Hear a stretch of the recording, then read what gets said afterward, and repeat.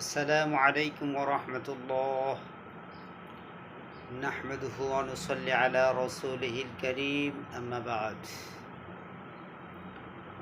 প্রিয় দেশবাসী,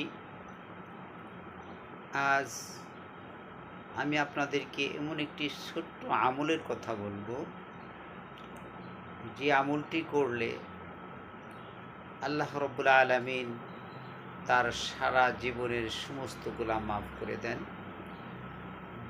যদিও সেই গুনাহ পাহাড় পরিমাণ হোক না কেন, সমুদ্রের ফেনা পরিমাণ হোক না কেন, তথাপি আল্লাহ রাব্বুল আলামিন সমস্ত গুনাহ মাফ করে দেন।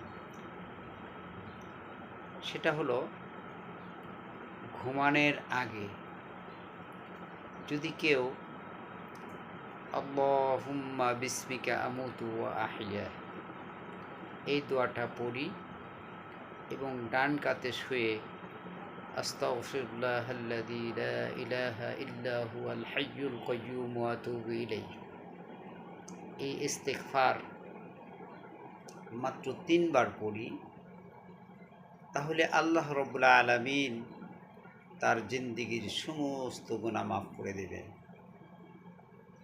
যদিও সে গুনাহ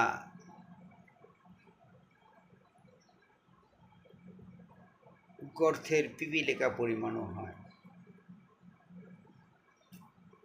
তাই আমরা প্রত্যেকেই ঘুমানোর সময় গাফেলের সাথে, গুনাহের সাথে মোবাইল দেখতে দেখতে না ঘুমাই। আমরা যখন ঘুমাবো তখন মোবাইল ছেড়ে দিয়ে উজু করে আমল করতে করতে ঘুমাবো, তাহলে আল্লাহ রাব্বুল আলামিন খুশি হবে। আল্লাহ পাক খুশি হয়ে আপনার আমার জীবনের সমস্ত গুনাহ মাফ করে দেবেন।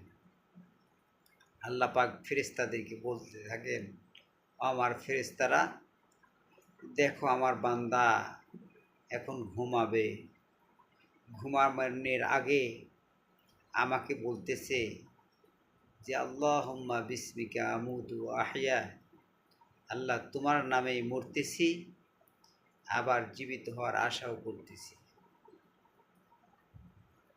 অতএব আমার বান্দা যখন এরকম সুন্দর একটা আমল করে ঘুমালো, আমল করতে করতে ঘুমাইলো, আমি মহান রব্বুল আলামিন তাকে মাফ করে দিলাম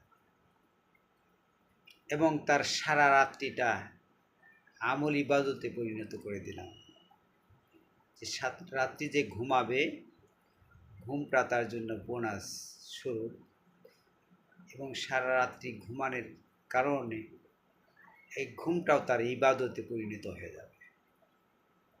অতএব আমরা তো সকলেই ঘুমাবো, সমগ্র পৃথিবীর মানুষ ঘুমায়, আমরাও ঘুমাই, কাফির বিধর্মীরাও ঘুমায়।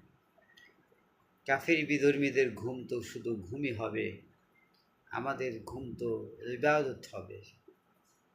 তাই কিভাবে ঘুমালে আমাদের ঘুমটা ইবাদত হবে, সেরকমভাবে আমরা ঘুমানোর চেষ্টা করি। আল্লাহ পাক আমাদের সবাইকে তৌফিক দান করুন, আমিন।